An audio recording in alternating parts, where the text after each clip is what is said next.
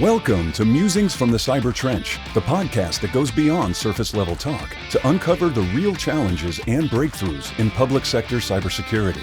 Each episode features fearless leaders and visionary experts who are reshaping security strategies in some of the most complex environments. This is a space for honest conversations, fresh perspectives, and practical insights designed to empower and inspire. Get ready to rethink what's possible and join a community committed to making cybersecurity stronger, smarter, and more resilient.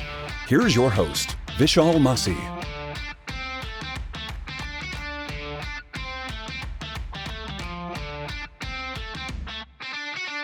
Hello, everybody. Welcome to another episode of Musings from the Cyber Trench. My guest today is a Senior Director of Managed Security Services IAM Practice at NTT Data. He's also an adjunct professor at the University of Texas at Dallas, where he teaches various cybersecurity courses at their School of Management. He's also a board member of the North Texas InfraGuard chapter, serves on the advisory board of the Collin College, and is a faculty sponsor for the UTD Cybersecurity Club. With that, everybody, please meet my guest, Tejas Shroff. Welcome to the Musings from the Cyber Trench, Tejas. Thank you very much, Vishal. It's absolutely my pleasure, Tejas. So today we are going to talk about getting the next generation ready for a future in cybersecurity, and that's a topic very near and dear to you. Uh, to s- to start with, I will start with something which is on everybody's mind right now. Almost every day, the whole day, you hear about AI, and more AI. How is AI shaping the career path for those seeking to venture into cybersecurity? So, as compared to other things, AI is kind of a double-edged sword, right? For cybersecurity, there's there's AI in cybersecurity, and then there is cybersecurity in AI. And what I mean by that is, AI can be very helpful. AI is supposed to make your life easier. They can take over a lot of routine tasks and everything.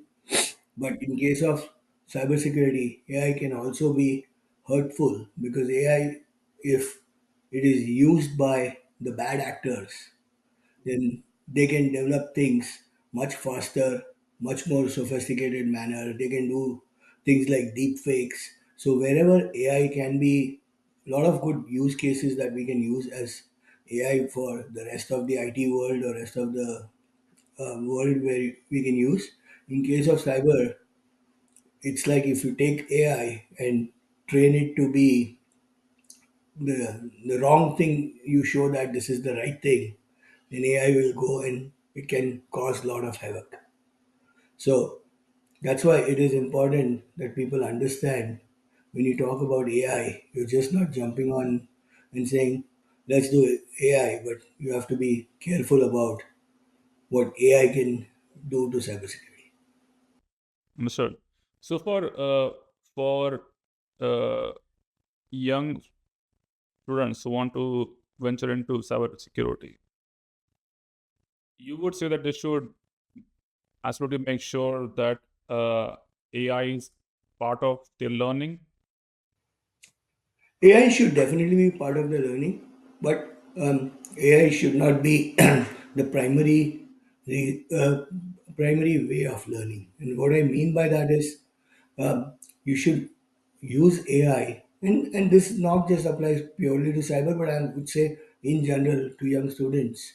A lot of times they start resorting to the chat GPTs or the other tools to try and find the answer. I would say use that, but that should be more of a validation approach as compared to the primary approach.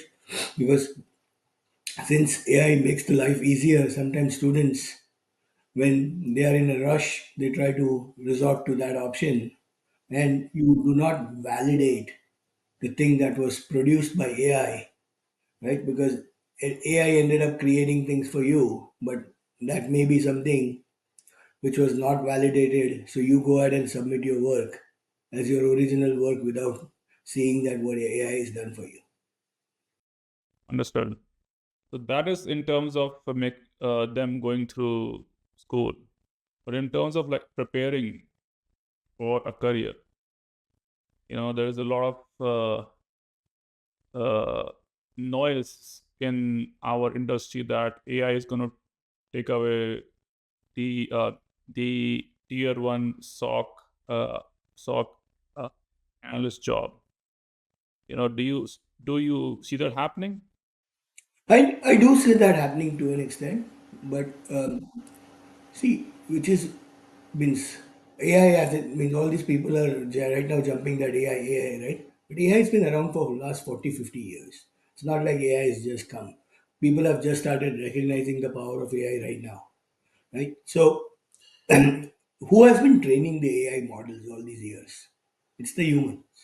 So, tier one job would be going to AI, but that means people have to innovate themselves so that they stay ahead of AI to an extent. At the end of the day, AI can help you augment. Now, what does AI specialize in? AI specializes in repetitive jobs, right? Something which you can take over, standardize, and templatize and say, okay, this is what you want to do. That's what happened in manufacturing years back, right? The automated bots and all took over in a factory, which was humanless, where people could go in and bots would take care of assembly line. What was that? I mean, we use the word bots and all, but that was technically that's what AI is doing. They are doing in the IT world. They're going in and taking over some of the routine tasks. Now, in the world of cybersecurity, we all know, right? For a SOC, not all the errors are going to be the same. So AI will take over some of the tasks, but at the end of the day, you're still going to need humans. So I would say AI, instead of looking that AI is going to take over your jobs, you look at it as AI is going to uh, augment your job. You're going to possibly do more value added stuff. And for that reason, people need to innovate themselves. If they don't innovate, then yes, chances are their jobs will get marginalized because they are not staying up. But that happened with everything, right? When internet came in, a lot of people who were doing manual work, their job was taken away. If people were before the spreadsheets came on, people who were writing down things, their jobs. So it's not different in any other way. AI will definitely take over some jobs, but at the same time, that will help you create more jobs because more AI, more humans are going to be needed. Now, will they be doing the same thing? I don't think we are living in a world where you continue to do the same thing for more than 2 years or 3 years, right? The repetitive aspect of the minute the task becomes repetitive, it needs to be automated. That's a good point. That's a good point. So, like, how would you envision students and people generally in our industry innovate themselves? So I would go with say cybersecurity. In case of cybersecurity, cybersecurity technically paints the broadest brush when it comes to the career wise. Means show me one other industry where a highly technical guy can be doing the hacking, penetration testing, writing software, and on the other side of the spectrum, you could have a person who's basically doing like an English major, but that English major guy might be writing policies which are understood by the technical guys because you don't want a technical guy writing policies, right? Otherwise, that will come out. We all know what technical guys Yeah, uh, yep. capabilities are. And a So, first time, yes. so you want the policy guys talking to you want somebody writing GRC, somebody writing controls. Those Mhm. so no other IT stream allows the not so technical guys to work on so much of the technical stuff by doing policy writing, by doing GRC controls, by doing compliance activities. So that's why I say that cybersecurity allows you to have a full platter. You could actually have a highly good technical guy, or you could even have on the other side, you could have a very process oriented person, and both of them will work together. And that's the reason cyber is a unique field. I like how you mentioned that cybersecurity paints a broad brush. So you mentioned English majors writing policies, uh, technical people doing their technical job. Do you see more more involvement from people who are doing like philosophy or psychology? Do you see a future where we can fit? So, so within forensics, we have the forensic psychology. We have there are lots of forensic aspects. Like there are forensic accounting. So if you look at the field of forensics, right? What does when you talk about the forensics, what does it come to your mind? Those yellow tapes with the word caution written over it, and the CSI and all that. But I'm teaching digital forensics class, so I know that when you talk about forensics, to me, what comes to my mind is how do I get in? How do I look at the malware? How do I look at the analyze? But the same way, there's forensic accounting, there's forensic psychology.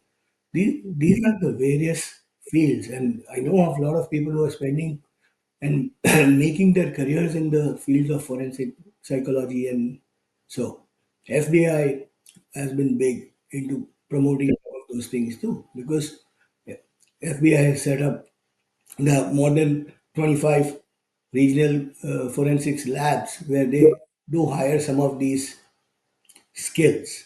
So, so absolutely those fields, psychology, philosophy, again, philosophy is needed, but the philosophy is more, there is no direct job which we truly translate into philosophy. It's more like you could be a philosopher, but your day job could be different, right? So, but psychology, I can definitely see more. I can see the mapping for the accounting guys.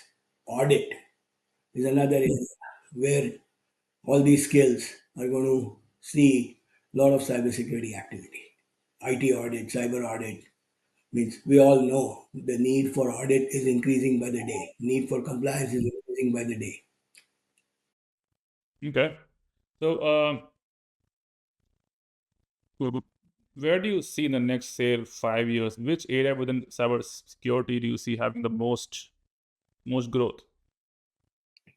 I would say it's a moving target. It also comes down to the skills, but at the same time, what I would say a lot of times, see within the world of CISSP, right, we have 8 different domains, but which go from various ends of the spectrum.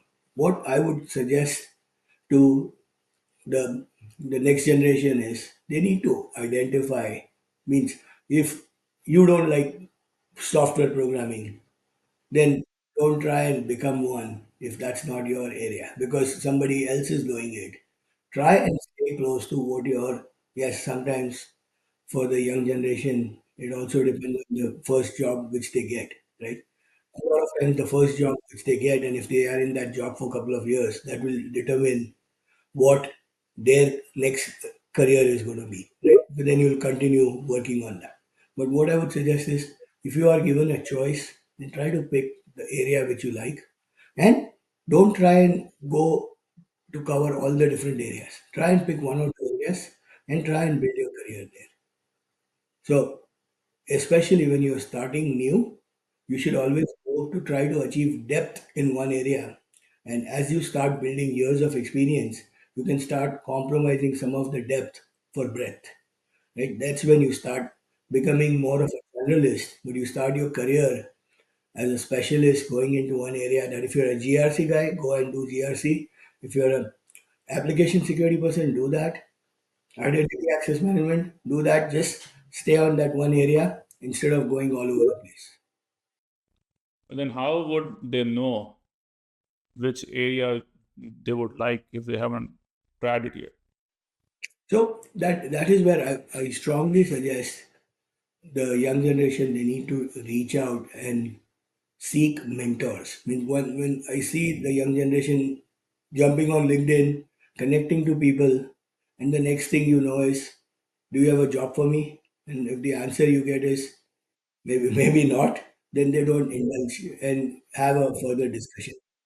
Yeah. So instead, what they should be focusing on is try to get some mentors.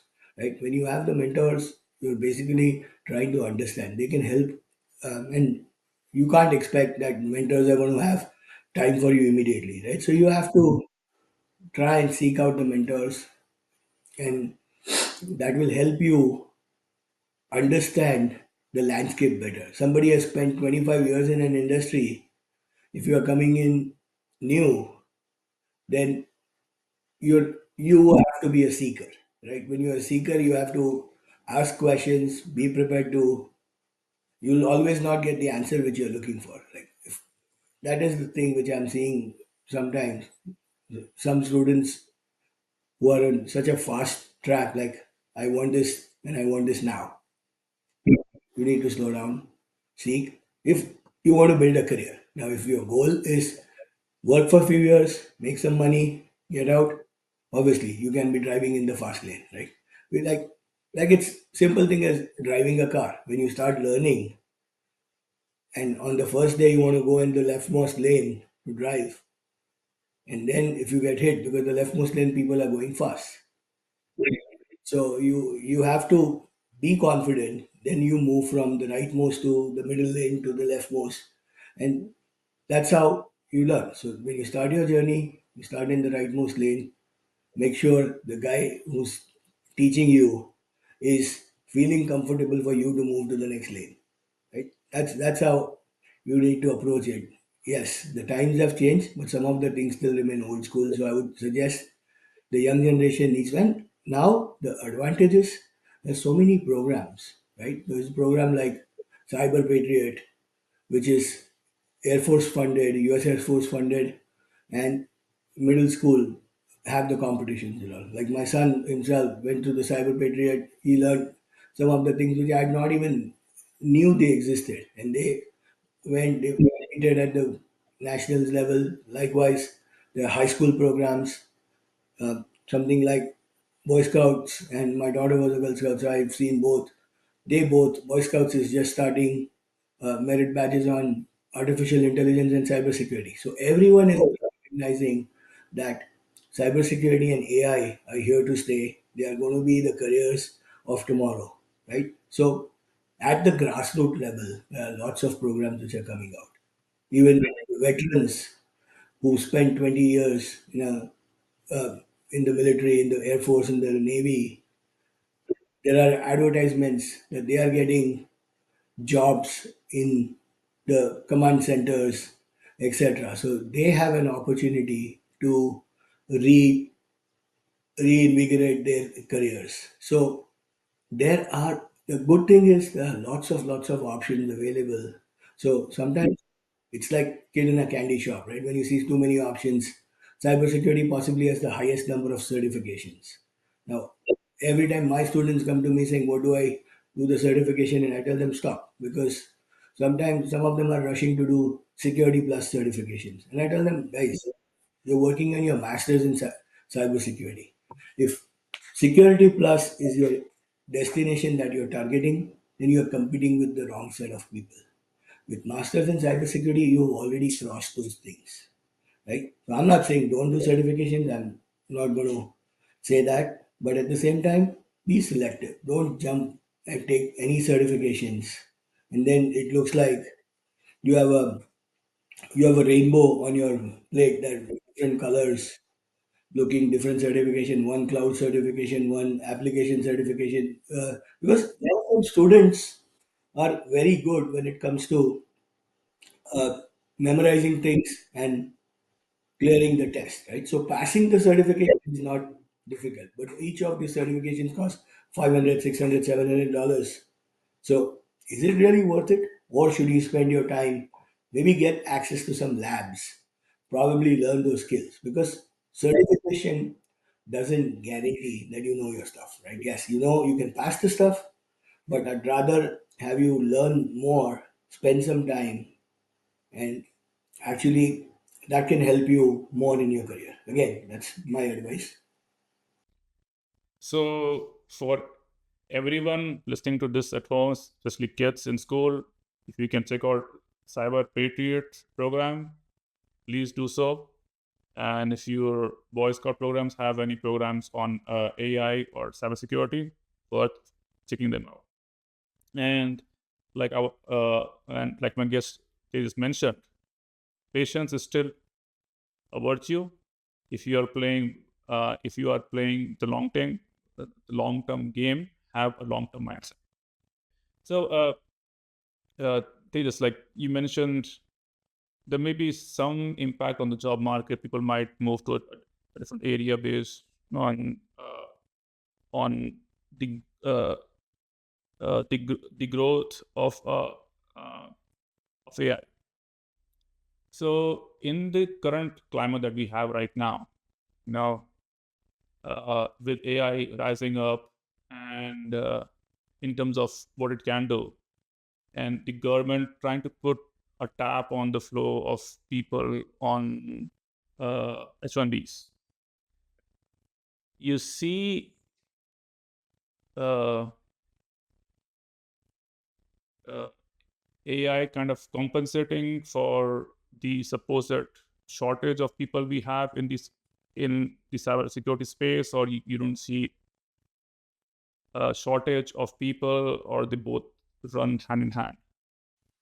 I would say AI will help to an extent, but if the work that these people, the temporary workers or H1Bs as we call them, if they're doing the work, if that can be completely offset by AI, people would have done that long back, right? Because automation has been on everyone's mind for some time. Now it's the other way around. Their hands are tied and they will have to do that. AI can do a lot of things, but AI can do a lot of things as long as they are well defined and well repetitive. Right? Once you train a machine to do something, you need to have enough data to say that there is a pattern that you can go after. Sometimes I just laugh and sometimes tell people training an AI model is like training a dog. Right? If you're training a dog and you give them the wrong person and say this is the right person and vice versa, then dogs is not going to make that determination that what I've been trained on is, is not the right thing. It is going to go and go after the person who you said is the wrong person. Right? So I mean it's oversimplification, but what I'm trying to, yeah, like we sometimes start thinking, but who's training AI? At the end of the day, AI is still trained by humans, right? So uh, that's why it is critical. We are away from the time when AI will self learn and self automate. Right now, it is more into the calibration. It automates based on the data it receives. But for instance, a sock. If somebody goes and enters that wrong thing saying this was a particular type of error instead of the other type of error, then it's going to go to the wrong data. AI will definitely help in the world of cybersecurity because it has to parse through a lot of different uh, data files. So, but we all know, right? Finding the right thing in a SOC logs is like finding a needle in a haystack. We need to know where the problem lies so that we can go after a particular narrowed down area to go ahead and say that okay, this is what we need to do. So AI will definitely help, but both AI and cybersecurity are moving targets. So you need to make sure where cyber is moving and where AI is moving, you're kind of continuously staying on top of each other to make the most of it. Otherwise, one or two mistakes, and then, like we all know, like when ChatGPT, the earlier version came out, right? A lot of the data was uh, frozen in time, so there were issues, right? We've all seen sometimes even things what happen with the automated driving cars with Tesla or even the Waymo where it had gone through the curve, etc. Means I'm not saying these are still the new days of doing things with, but we are one mistake away from people going and taking three steps back. So, and now the biggest problem which is coming into the world of cybersecurity is no longer your data and all that is there. But the most important part where the impacts are coming is going to be in the world of OT, right? The operational technology, where the critical infrastructure, right? Yep. So if something goes wrong in a critical infrastructure, we know the kind of uh, problems it can cause, right? Yeah, lot bigger than you losing your credit card information, right? Somebody swindling you for a credit card versus somebody getting some weapons deployed on its own. So the impact is humongous. So that's the reason we need to know the ransomware attacks which happened, the crippling thing which happened with the colonial pipeline, right? Or we've seen a lot of states, a lot of public agencies also have been subject to these things. So it is critical. AI can help. AI is helping in the world of ransomware, but again, it is still peripheral. It is still superficial to an extent. It's not there in the mainstream. At least not everyone has taken it to the mainstream. These days, everyone has a new AI startup, right? But but if you come back after 2 years, some of those startups are instead of building a product, they are window dressing so they can be absorbed by one of the big companies, right? And it's a part of business decision. I'm not denying that, but at the same time, that's where people are not going to the end-to-end life cycle. No one's going and building the product. They go up to step 4 or 5, and they expect to be bought, right? So basically, their exit strategy is very clear, and that is also happening. Some of the things with the current generation as well. They're looking at okay, the saturation point is coming a lot faster, and that's what needs to stop. If something like this, something like cybersecurity, which is very integral, which is very core part of your day-to-day lives, then you need to continue into that journey. Understood. So, like, you have your eye, uh, you have your ear to the ground in this field, right? So, do you think there is a shortage of people in our field? There is a lot of shortage of people in our field, but again, what I'm seeing is, and I've seen some of the jobs, or some of my students have come and asked me for recommendations on particular jobs and all, and I see that the entry level jobs people advertise as 5 years experience, 8 years experience, and I'm like, how is this entry level? But then if you look at it from the company's point of view, they are also apprehensive that somebody has only done academic projects, and if you have them work on straight onto a production environment, we all know the problems they can cause. Right? One mistake, and and if they go and just say expose a server or something, or they expose share a credential, I mean, we all know there's enough data available on dark web, right? So all these exchanges, people have a tendency of sharing data, and all that gets replicated onto dark web, which can be very very dangerous. So I strongly feel that if somebody is doing that, they need to be taught the basic etiquettes of what to share, what not to share. Mhm. So, you think companies being apprehensive of people like with low or no actual experience is causing us to not hire fresh graduates? I I would say the companies also are in a set of dilemma or quandary, right? Because when you look at it, they also have to lower their costs sometimes. So they get the freshers, but the freshers sometimes are not ready for prime time. They have not been exposed, and they are straight away thrust into the mainstream. Like kind of the example I gave you for the driving thing, right? If you're learning and on the second day, if you're asked to drive in the fast lane, then obviously you're going to be reluctant. You might make mistakes.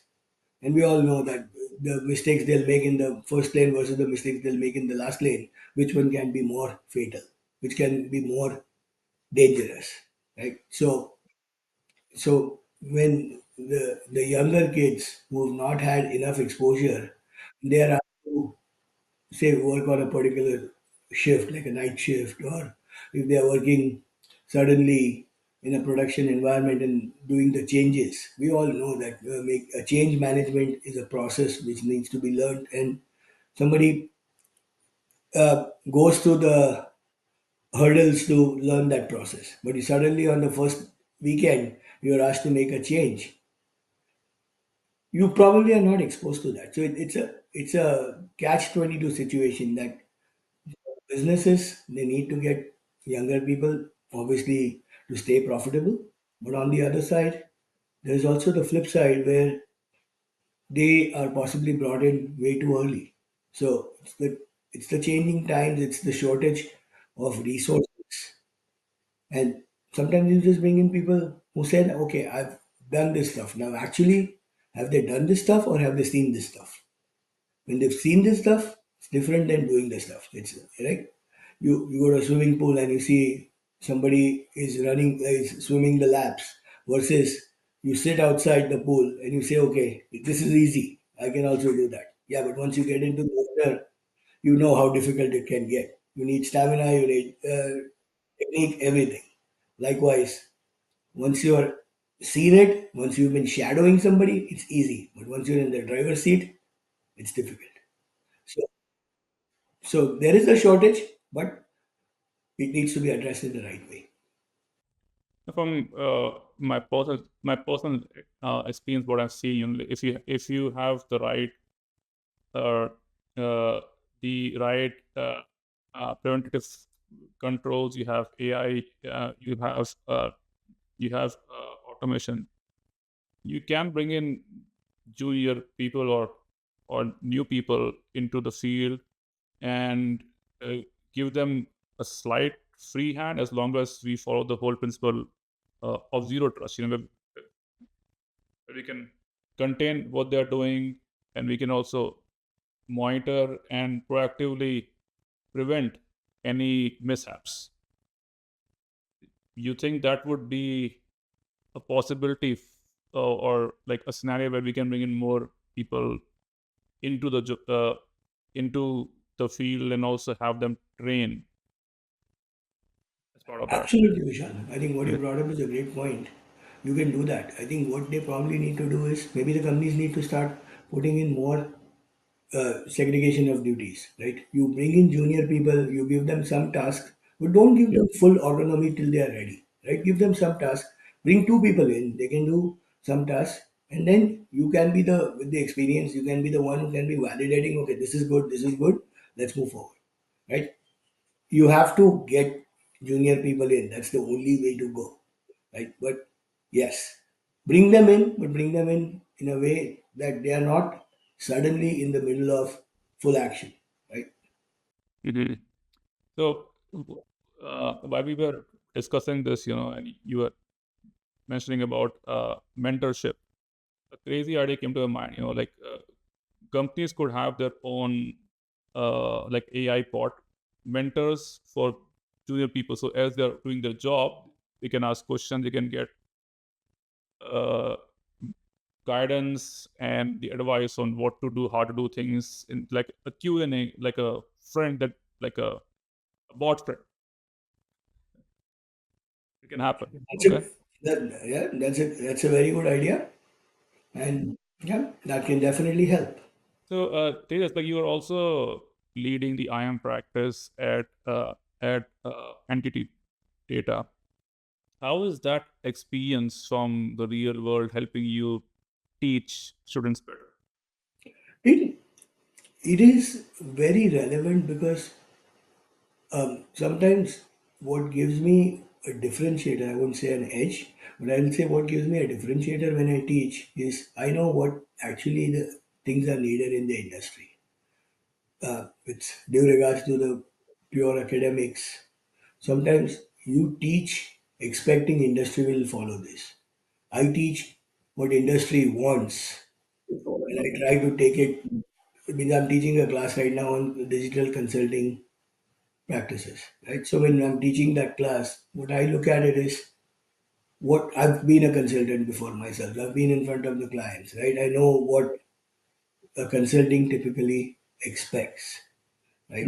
So means a lot of people start thinking, okay, consulting is all about traveling, consulting is all about getting the points and having that thing. But at the same time, how you blend it into your day-to-day life and with your weekly travel to the client site, when you are by yourself or when you are actually getting in, you are expected to be somebody who can be the advisor, right? So those are the things I would say that with industry experience, it only helps because you're no longer now taking just the consulting practices and you're talking about it. You actually can adapt and see how those practices are made into a reality when you're actually doing the consulting. So it definitely helps. Same thing with IAM stuff, right? I also teach a course on IAM. So where I know and I'm able to bring in some good industry experts to talk to my class because of the network that I've probably built when I'm in the industry, right? So when the students actually get to hear from the people who are working from the who's who of the IAM space, or at least the who's who company of the IAM space, they get to hear from them. They know how things are headed. Um, they they feel confident because now they are no longer seeing that what they are learning in a course, but now they are seeing it gets the fruition outside of the college. Have you seen scenarios where uh, what students are being taught doesn't really match with what is being followed by the industry? I want to say that is changing quite quickly because even a lot of the the pure academia professors as well are adapting themselves very well and they are working actively with industry. Everyone is realizing the fact that what needs to be taught because for instance I'll always use the word right when earlier back in the days you would build your mathematical models by saying that one thing is a variable and everything else is a constant. Once you go into the industry you realize nothing is a constant, it's all variables and those variables change very quickly. So when you're dealing with that kind of uncertainties, right, you have to be agile one, you have to be adaptive, and more so in the world of security, right? Means all these days you are you're fine, but one breach and all of a sudden you're vulnerable, right? These days everything gets published out into the social media and other places. So automatically now people know about it that you've been breached. So you have to make those adjustments. And if you got breached, doesn't mean it's end of the world for you, right? I mean, sometimes it happens. So you have to just make sure you've taken corrective actions. And that's why when you mentioned also about the preventive controls, right? That is very critical because when you do preventive stuff, you are no longer doing on a reactive stuff or corrective stuff. Absolutely. So from the IM point of view, where do you see the industry as a whole is uh, uh, is heading? Industry as a whole, see, even if you just look at the last few years, right? There's been a lot of focus on the non-human identities, for instance, because earlier a company like CyberApp, which is uh, one of the industry leaders in the IAM space, they were the ones who had given a number of 45 to 1 when it comes to 45 non-human identities to 1. Right now, they themselves are quoting a number of 80 to 90 non-human identities to a single human identity. So the magnitude is huge. Another thing, the whole concept of identity fabric is coming out, right? So identity and access management I've seen has changed quite a bit. It's evolved quite a bit. A lot of companies are now entering each other's space.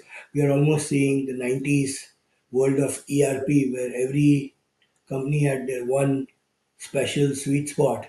And then they started like SAP was the master of manufacturing, PeopleSoft was HR, Oracle was financials, and then they all started developing other modules. So same way we are seeing CyberArk was a privileged access management company, and SailPoint and Savient were the IGA companies, and Okta was more into access management. Now each one is entering other person's space, and then there are unified solutions which are offered. There are light solutions which are coming out because everyone's realizing that identity and access management could be that beast. Not everyone has the scales or the skills to support that. So people are going for the lightweight version, kind of land and expand model, the pay as you go model. So all those models are now coming in. So obviously these are the signs of even uh, times that we are in, right? Because right now everyone's looking at the dollars to make sure, do I really need to spend this? And if you do, then yes, you take a look and say, okay, what do I need to do so that I won't be flagged by audit? First, let me protect my house, right? Protecting the house is in terms of where will I not be assessed any penalties? Where can I lower my risk? So there are companies which are actually helping you cut down that, and that's where I absolutely see the younger generation can come in. They can bring their fresh ideas, fresh mindset, and do this activity, Yep. right? Yeah, I think once, like, I think if you are in the industry for 20 years, unless you like proactively spend time to read, we get set uh, in our ways. Yeah, and it's always good to get a fresh perspective. Personally, for me, in that area, uh, AI has been a big help actually, because it comes with some ideas that I didn't think that uh, could be done that way. Yep, absolutely. So then, like I said, right, AI is a great tool. It's up to us how we use that. Sometimes we are not fulfilling the full promise. Sometimes we're just keeping it so that it can do the jobs. But yeah, AI needs to be brought in to do more strategic thinking. Yep. So Tejas, let's change gears a bit. Let's get to know you better. So share something about your childhood, where did you grow up, and so on. I grew up in Mumbai, India. Yeah, I've been in Dallas for 30 years now. So, yeah, it means I'm one of those few who actually saw Dallas Cowboys win a championship. So they're not. So if you look at it, it's not a myth. They have really won something in the past, and they used to be the team of Americas, and they're still the team of Americas. If you believe some of the at least they're the richest team in the world. So absolutely. So yes, it has been a journey coming in from Mumbai to Texas. But yeah, I still call both of them home. And So would you say that you are a Dallas Cowboys fan? I still am. I'm still a Dallas Cowboys fan. Am I that much of a fan what I used to be? Maybe not. But yeah, I would say you are very persistent in your hope. I think what I've learned is now it's too late to switch loyalties. So I'll Yeah. just stay and maybe hope for a miracle here. Okay. Okay. So, do you have any siblings? I do. I have a sister who lives in the New York area. Okay. How was it growing up in Mumbai and coming over here?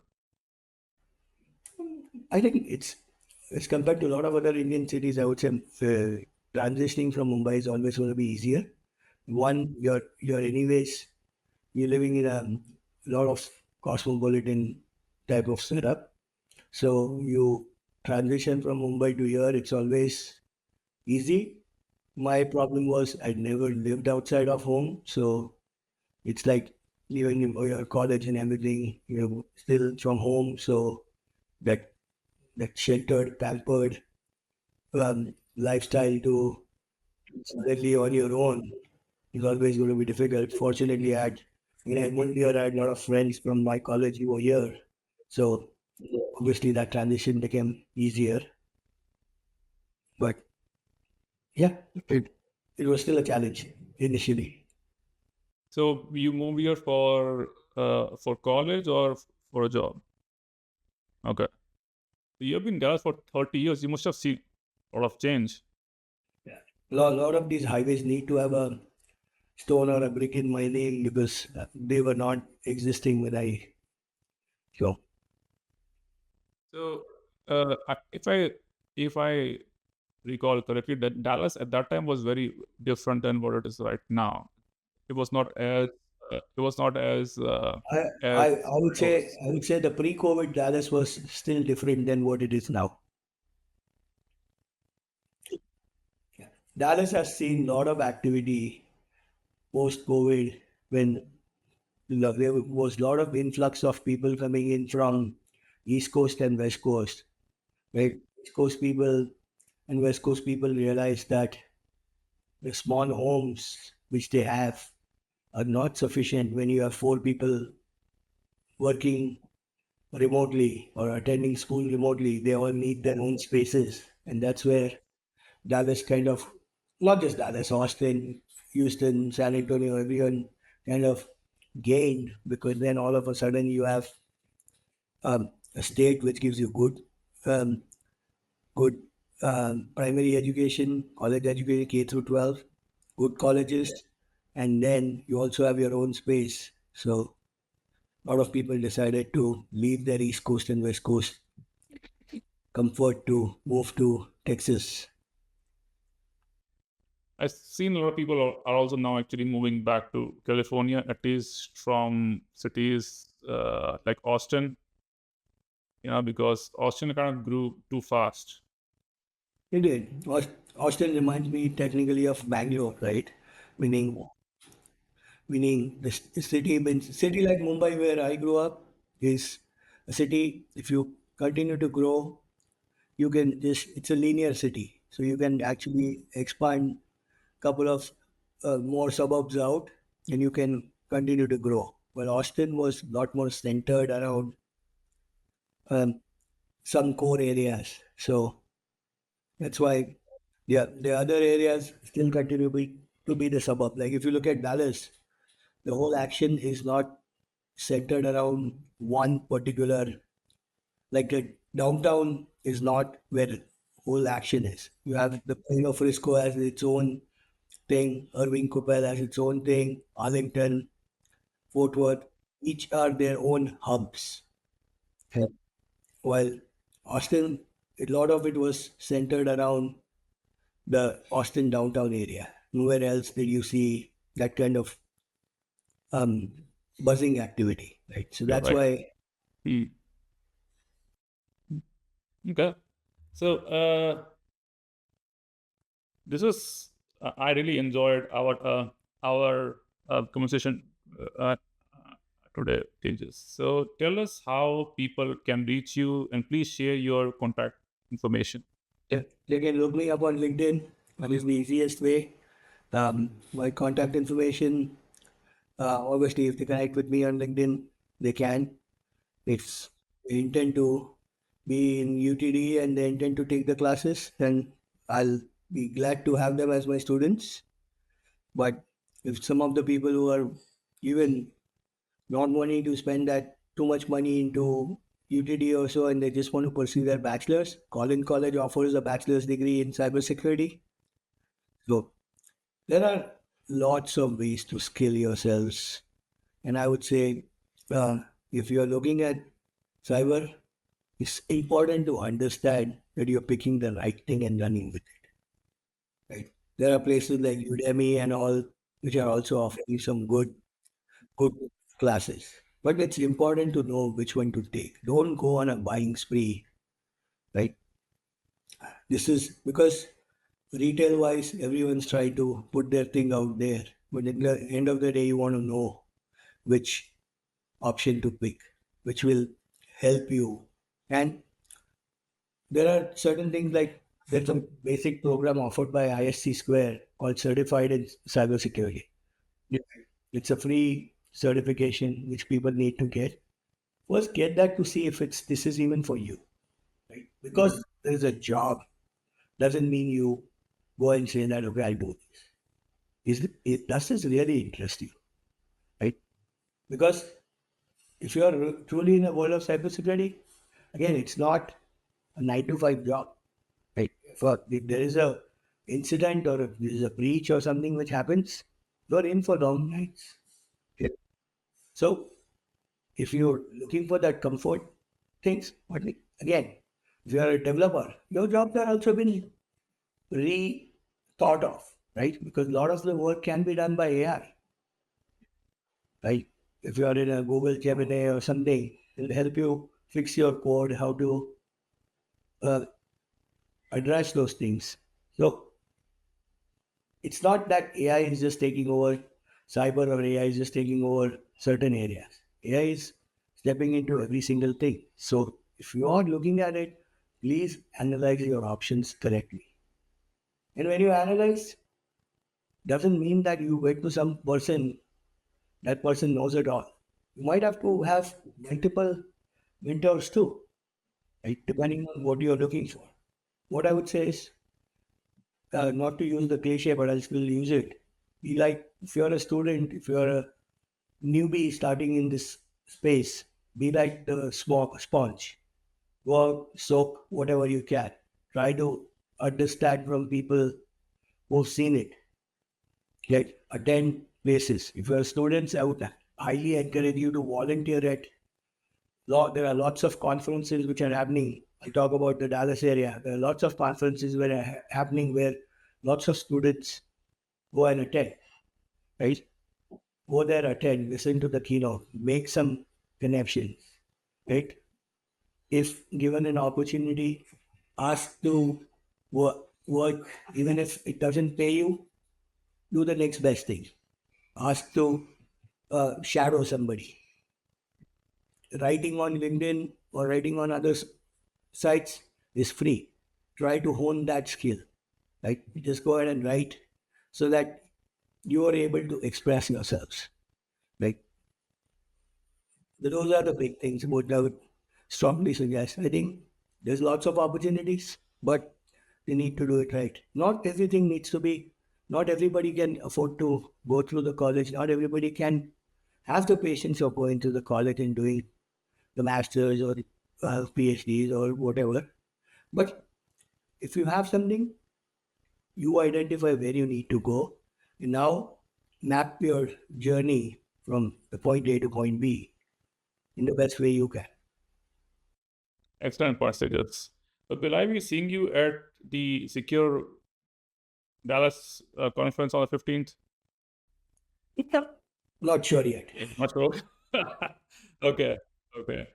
Well, thank you again, Tejas. I'm sure our listeners will love and learn from our conversation today. Thank you for being. Thank you very much, Vishal, for the opportunity. This brings us to an end of another episode. I'll see you on the next one. Musings from the Cyber Trench podcast requires more than a conversation. It takes action, research, and collective wisdom. If today's episode resonated with you, we'd love to hear your insights. Join the conversation and help us shape the future together. We'll be back with more stories, strategies, and real-world solutions that are making a difference for everyone. In the meantime, be sure to subscribe, rate, write a review, and share it with someone you think would benefit from it too. Thanks for listening, and we'll see you on the next episode.